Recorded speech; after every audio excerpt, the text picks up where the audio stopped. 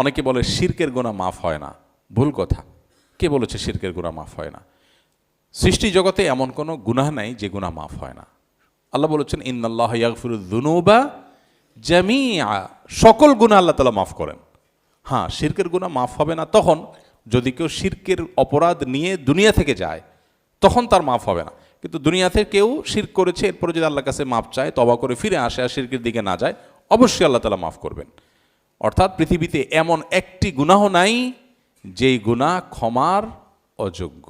আমরা মানুষের প্রতি জেদ খেদ বেশি হইলে বলি যে ক্ষমার অযোগ্য অপরাধ করেছে, তাকে আমি কোনোদিন মাফ করব না। আল্লাহ এটা করেন না। আল্লাহ তাআলা সকল গুনাহের ক্ষমা দুয়ার সবসময় আল্লাহ তাআলা ওপেন রাখেন। হ্যাঁ, একেবারে মৃত্যুর দ্বার প্রান্তে উপনীত, তখন আর আল্লাহ তাআলা মাফ করেন না। তার আগ পর্যন্ত আমাদের যাদের নাকের ডগা নিঃশ্বাস আছে, সুস্থ স্বাভাবিক আছে, আমরা যদি এখনও সিদ্ধান্ত পরিবর্তন করি যে আমি আল্লাহর নাফরমানি থেকে আল্লাহর গোলামির পথে আসব, আল্লাহ সুখময় স্বাচ্ছন্দ্যময় জীবন দিবেন, উপভোগ্য একটা লাইফ দিবেন, আর পূর্বের সমস্ত গুনাহ আল্লাহ তাআলা মাফ করবেন।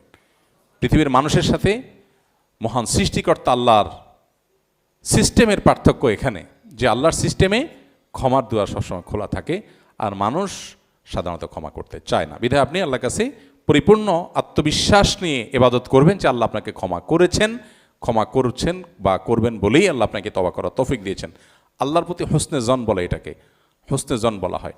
হ্যাঁ, নবী করিম সাল্লাল্লাহু আলাইহি ওয়াসাল্লামের নির্দেশ আছে যে তোমরা আল্লাহর প্রতি সুধারণা পোষণ করবে।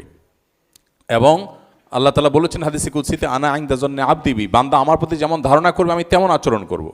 আল্লাহ আমাকে ক্ষমা করবেন, আমি যেহেতু তওবা করে ফেরত এসেছি, ছেড়ে দিতে পেরেছি, অবশ্যই আল্লাহ আমাকে মাফ করবেন। এই পজিটিভ ধারণা আল্লাহর প্রতি রাখলে আল্লাহ সেইটাই আপনার সাথে আচরণ করবেন।